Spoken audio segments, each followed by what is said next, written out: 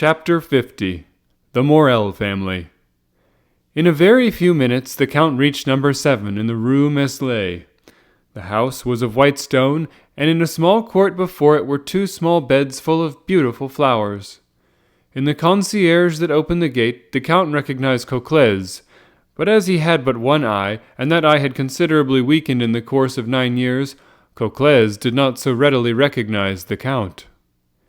The carriages that drove up to the door were compelled to turn, to avoid a fountain that played in a basin of rockwork, in which sported a quantity of gold and silver fishes, an ornament that had excited the jealousy of the whole quarter, and had gained for the house the appellation of the Little Versailles. The house, raised above the kitchens and cellars, had besides the ground floor 2 stories and attics. The whole of the property, consisting of an immense workshop, 2 pavilions at the bottom of the garden, and the garden itself, had been purchased by Emmanuel, who had seen at a glance that he could make a profitable speculation of it. He had reserved the house and half the garden, and building a wall between the garden and workshops, had let them upon lease with the pavilions at the bottom of the garden, so that for a trifling sum he was as well lodged and as perfectly shut out from observation as the inhabitant of the finest hotel in the Faubourg Saint-Germain. The breakfast-room was of oak, the salon of mahogany and blue velvet, the bedroom of citron wood and green damask. There was a study for Emmanuel, who never studied, and a music-room for Julie, who never played. The whole of the second story was set apart for Maximilian. It was precisely the same as his sister's apartments, except that the breakfast parlor was changed into a billiard-room, where he received his friends. He was superintending the dressing of his horse and smoking a cigar at the entrance to the garden when the Count's carriage stopped at the door. Cocles opened the gate, and Baptistine, springing from the box, inquired whether Monsieur and Madame Herbeau and Monsieur Maximilien Morrel would see Monsieur le Comte de Monte Cristo. Monsieur le Comte de Monte Cristo, cried Morrel, throwing away his cigar and hastening to the carriage. I should think we would see him. Ah, 1,000 thanks, Monsieur le Comte, for not having forgotten your promise. And the young officer shook the Count's hand so warmly that the latter could not be mistaken as to the sincerity of his joy, and saw that he had been expected with impatience, and was received with pleasure. Come, come, said Maximilian, I will serve as your guide. Such a man as you ought not to be introduced by a servant. My sister is in the garden, plucking the dead roses, my brother reading his 2 papers, La Presse and the Debates, within 5 steps of her, for wherever you see Madame Herbeau, you only have to look within a circle of 4 yards and you will find Monsieur Emmanuel, and reciprocally, as they say at the École Polytechnique. At the sound of their steps, a young woman of 20 to 25, dressed in a silk dressing gown and busily engaged plucking the dead leaves off a splendid rose tree, raised her head. This female was Julie, who had become, as the clerk of Thomson and French had predicted, Madame Emmanuel Herbeau. She uttered a cry of surprise at the sight of a stranger, and Maximilian began to laugh. Don't disturb yourself, Julie, said he. Monsieur le Comte has only been 2 or 3 days in Paris, but he already knows what a woman of fashion of the Morets is, and if he does not, you will show him. Ah, monsieur, returned Julie, it is treason in my brother to bring you thus, but he never has any regard for his poor sister. Penelon! Penelon!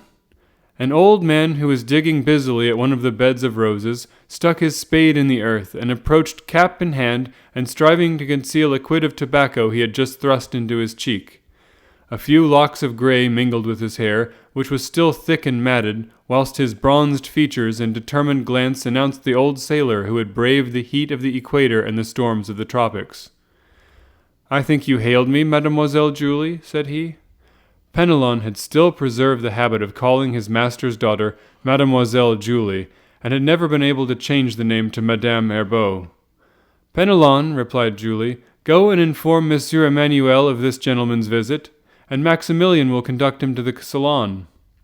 Then, turning to Monte Cristo, I hope you will permit me to leave you for a few minutes, continued she, and without awaiting any reply, disappeared behind a clump of trees, and entered the house by a lateral alley. I am sorry to see, observed Monte Cristo to Morrel, that I cause no small disturbance in your house. "Look there," said Maximilian, laughing. "There is her husband changing his jacket for a coat. I assure you, you are well known in the Rue Meslay." "Your family appears to me a very happy one," said the Count, as if speaking to himself. "Oh, yes, I assure you, Monsieur le Comte, they want nothing that can render them happy. They are young and cheerful. They are tenderly attached to each other, and with 25,000 francs a year, they fancy themselves as rich as Rothschild." 25,000 francs a year is not a large sum, however," replied Monte Cristo, with a tone so sweet and gentle that it went to Maximilian's heart like the voice of a father. "They will not be content with that. Your brother-in-law is a barrister, a doctor?" "He was a merchant, Monsieur le Comte, and had succeeded to the business of my poor father. Monsieur Morrel, at his death, left 500,000 francs, which were divided between my sister and myself, for we were his only children. Her husband, who, when he married her, had no other patrimony than his noble probity, his first-rate ability, and his spotless reputation, wished to possess as much as his wife. He labored and toiled until he had amassed 250,000 francs. 6 years sufficed to achieve this object. Oh, I assure you, Monsieur le Comte, it was a touching spectacle to see these young creatures, destined by their talents for higher stations, toiling together, and who, unwilling to change any of the customs of their paternal house, took 6 years to accomplish that which innovators would have effected in 2 or 3.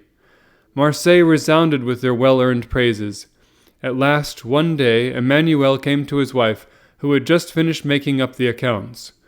"Julie," said he to her, "Cocles has just given me the last rouleau of 100 francs. That completes the 250,000 francs we had fixed as the limits of our gains. Can you content yourself with the small fortune which we shall possess for the future? Listen to me. Our house transacts business to the amount of 1,000,000 a year, from which we derive an income of 40,000 francs. We can dispose of the business, if we please, in an hour, for I have received a letter from Monsieur Delaunay, in which he offers to purchase the goodwill of the house, to unite with his own for 300,000 francs. Advise me what I had better do." "Emmanuel," returned my sister, "the house of Morrel can only be carried on by a Morrel. Is it not worth 300,000 francs to save our father's name from the chances of evil fortune and failure?" "I thought so," replied Emmanuel, "but I wish to have your advice." "This is my counsel. Our accounts are made up and our bills paid. All we have to do is stop the issue of any more and close our office." This was done instantly. It was 3 o'clock. At 1:15 a merchant presented himself to insure 2 ships. It was a clear profit of 15,000 francs. "Monsieur," said Emmanuel, "have the goodness to address yourself to Monsieur Delaunay. We have quitted business." "How long?" inquired the astonished merchant. "A quarter of an hour," was the reply. "And this is the reason, monsieur," continued Maximilian, "of my sister and brother-in-law having only 25,000 francs a year." Maximilian had scarcely finished his story, during which the Count's heart had seemed ready to burst, when Emmanuel entered, clad in a hat and coat. He saluted the Count with the air of a man who is aware of the rank of his guest. Then, after having led Monte Cristo round the little garden, he returned to the house. A large vase of Japanese porcelain, filled with flowers that impregnated the air with their perfume, stood in the salon. Julie, suitably dressed and her hair arranged, she had accomplished this feat in less than 10 minutes, received the Count on his entrance. The songs of birds were heard in an aviary hard by, the branches of false ebony trees and rose acacias forming a border to the blue velvet curtains. Everything in this charming retreat, from the warble of the birds to the smile of the mistress, breathed tranquillity and repose. The Count had felt, from the moment he entered the house, the influence of this happiness, and he remained silent and pensive, forgetting that he was expected to recommence the conversation which had ceased after the first salutations had been exchanged. He perceived the pause, and by a violent effort, tearing himself from his pleasing reverie, "Madame," said he at length, "I pray you to excuse my emotion, which must astonish you who are only accustomed to the happiness I meet here. But satisfaction is so new a sight to me that I could never be weary of looking at yourself and your husband." "We are very happy, monsieur," replied Julie, "but we have also known unhappiness, and few have ever undergone more bitter sufferings than ourselves." The Count's features displayed an expression of the most intense curiosity. Oh, all this is a family history, as Chateau Renaud told you the other day, observed Maximilian. This humble picture would have but little interest for you, accustomed as you are to behold the pleasures and the misfortunes of the wealthy and illustrious. But such as we are, we have experienced bitter sorrows. And God has poured balm into your wounds, as he does to all those who are in affliction, said Monte Cristo inquiringly. Yes, Monsieur le Comte, returned Julie, we may indeed say he has, for he has done for us what he grants only to his chosen. He sent us one of his angels. The Count's cheeks became scarlet, and he coughed in order to have an excuse for putting his handkerchief to his mouth. Those born to wealth, and who have the means of gratifying every wish, said Emmanuel, know not what is the real happiness of life, just as those who have been tossed on the stormy waters of the ocean on a few frail planks can alone estimate the value of a clear and serene sky. Monte Cristo rose, and without making any answer, for the tremulousness of his voice would have betrayed his emotion, walked up and down the apartment with a slow step. Our magnificence makes you smile, Monsieur le Comte, said Maximilian, who had followed him with his eyes. No, no, returned Monte Cristo, pale as death, pressing one hand on his heart to still its throbbings, whilst with the other he pointed to a crystal cover, beneath which a silken purse lay on a black velvet cushion. I was wondering what could be the use of this purse, which contains a paper at one end and at the other a large diamond. Monsieur le Comte, replied Maximilian, with an air of gravity, those are our most precious family treasures. The stone seems very brilliant, answered the Count. Oh, my brother does not allude to its value, although it has been estimated at 100,000 francs. He means that the articles contained in this purse are the relics of the angel I just spoke of now. This I do not comprehend, and yet I may not ask for an explanation, madame, replied Monte Cristo, bowing. Pardon me, I had no intention of committing an indiscretion. Indiscretion? Oh, you make us happy by giving us an occasion of expatiating on this subject. Did we intend to conceal the noble action this purse commemorates, we should not expose it thus. Oh, would we could relate it everywhere and to everyone, so that the emotion of our unknown benefactor might reveal his presence. Ah, really, said Monte Cristo in a half-stifled voice. Monsieur, returned Maximilian, raising the glass cover and respectfully kissing the silken purse, this has touched the hand of a man who saved my father from suicide, us from ruin, and our name from shame and disgrace. A man by whose matchless benevolence we, poor children, doomed to want and wretchedness, can at present hear every one envying our happy lot. This letter, as he spoke, Maximilian drew a letter from the purse and gave it to the Count. This letter was written by him the day that my father had taken a desperate resolution, and this diamond was given by the generous unknown to my sister as her dowry. Monte Cristo opened the letter and read it with an indescribable feeling of delight. It was the letter written, as our readers know, to Julie, and signed Sinbad the Sailor. Unknown, you say? Is the man who rendered you this service unknown to you? Yes, we have never had the happiness of pressing his hand, continued Maximilian. We have supplicated heaven in vain to grant us this favor, but all the affair has had a mysterious direction we cannot comprehend. All has been guided by a hand invisible but powerful as that of an enchanter. Oh, cried Julie, I have not lost all hope of some day kissing that hand as I now kiss the purse which he has touched. 4 years ago, Penelon was at Trieste. Penelon, Monsieur le Comte, is the old sailor you saw in the garden, and who, from quartermaster, has become gardener. Penelon, when he was at Trieste, saw on the quay an Englishman who was on the point of embarking on board a yacht, and he recognized him as the person who called on my father on the 5th of June, 1829, and who wrote me this letter on the 5th of September. He felt quite convinced of his identity, but he did not venture to address him. An Englishman, said Monte Cristo, who grew uneasy at the attention with which Julie looked at him.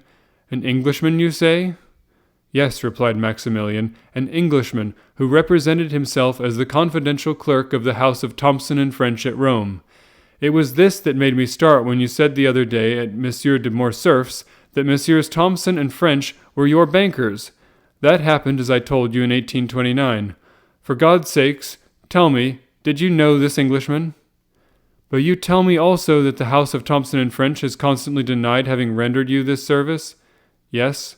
Then is it not probable that this Englishman may be someone who, grateful for a kindness your father had shown him, and which he himself had forgotten, has taken this method of requiting the obligation? Everything is possible on such an occasion, even a miracle. What was his name? Asked Monte Cristo. He gave no other name, answered Julie, looking earnestly at the Count, than that at the end of this letter, Sinbad the Sailor, which is evidently not his real name, but a fictitious one. Then, noticing that Julie was struck with the sound of his voice, "Tell me," continued he, "was he not about my height, perhaps a little taller, his chin imprisoned, to use the word, in a high cravat, his coat closely buttoned up, and constantly taking out his pencil?" "Oh, do you, then, know him?" cried Julie, whose eyes sparkled with joy. "No," returned Monte Cristo, "I only guessed. I knew a Lord Wilmore who was constantly doing actions of this kind." "Without revealing himself?" "He was an eccentric being, and did not believe in the existence of gratitude." "Oh, heaven!" exclaimed Julie, clasping her hands. "And what did he believe, then?" "He did not credit it at the period when I knew him," said Monte Cristo, touched to the heart by the accent of Julie's voice.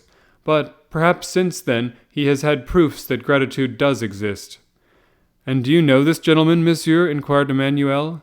"Oh, if you do know him," cried Julie, "can you tell us where he is, where we can find him?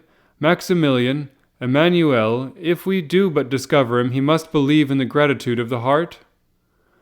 Monte Cristo felt tears start into his eyes, and he again walked hastily up and down the room. "In the name of heaven," said Maximilian, "if you know anything of him, tell us what it is."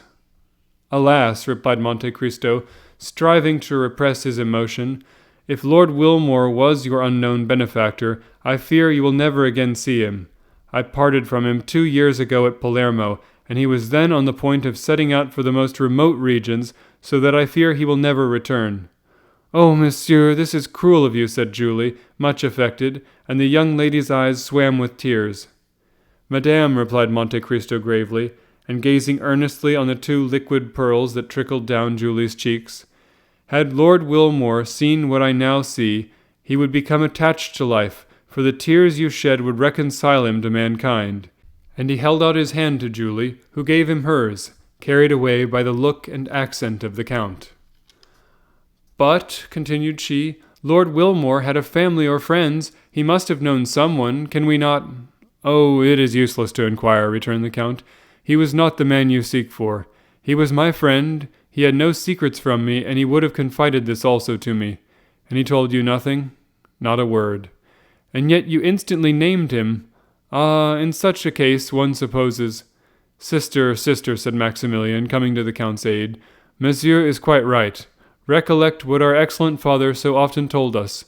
It was no Englishman that thus saved us." Monte Cristo started. "What did your father tell you, Monsieur Morrel?" said he eagerly. "My father thought that this action had been miraculously performed. He believed that a benefactor had arisen from the grave to save us. Oh, it was a touching superstition, monsieur, and although I did not myself believe it, I would not for the world have destroyed my father's faith in it. How often did he muse over it and pronounce the name of a dear friend, a friend lost to him forever. And on his deathbed, when the near approach of eternity seemed to have illumined his mind with supernatural light, this thought, which had until then been but a doubt, became a conviction, and his last words were, 'Maximilian, it was Edmond Dantès.'" At these words the Count's paleness, which had for some time been increasing, became alarming. He could not speak. He looked at his watch like a man who has forgotten the time, said a few hurried words to Madame Herbeau, and pressing the hands of Emmanuel and Maximilian, "Madame," said he, "I trust you will allow me to visit you from time to time. I value your friendship and feel grateful to you for your welcome, for this is the first time for many years that I have thus yielded to my feelings." And he hastily quitted the apartment. "The Count of Monte Cristo is a singular man," said Emmanuel. "Yes," answered Maximilian, "but I feel sure he has an excellent heart and that he likes us." "His voice went to my heart," observed Julie, "and 2 or 3 times I fancied I'd heard it before."